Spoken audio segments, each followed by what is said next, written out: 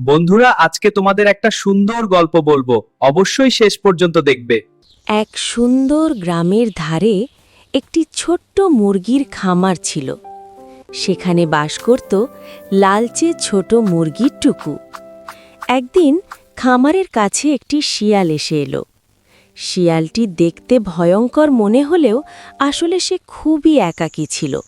সে টুকুর কাছে গেল এবং বিনয় করে বলল, আমি তোমার বন্ধু হতে চাই, আমি কাউকে ভয় দেখাতে চাই না।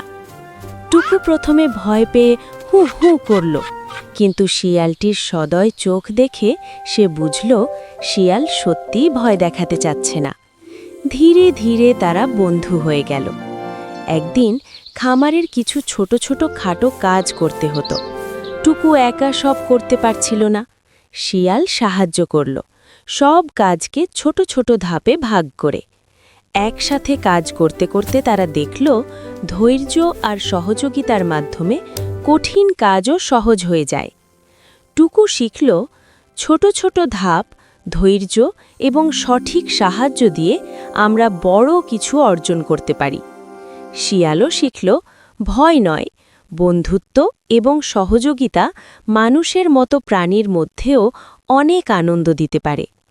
তাদের বন্ধুত্ব দেখে খামারের সব প্রাণীও শিখল ভয় না পেয়ে বিশ্বাস এবং ধৈর্য ধরলে অসাধ্য কাজও সম্ভব। ভিডিওটা ভালো লাগলে লাইক দিও আর আমাদের চ্যানেলটা সাবস্ক্রাইব করো।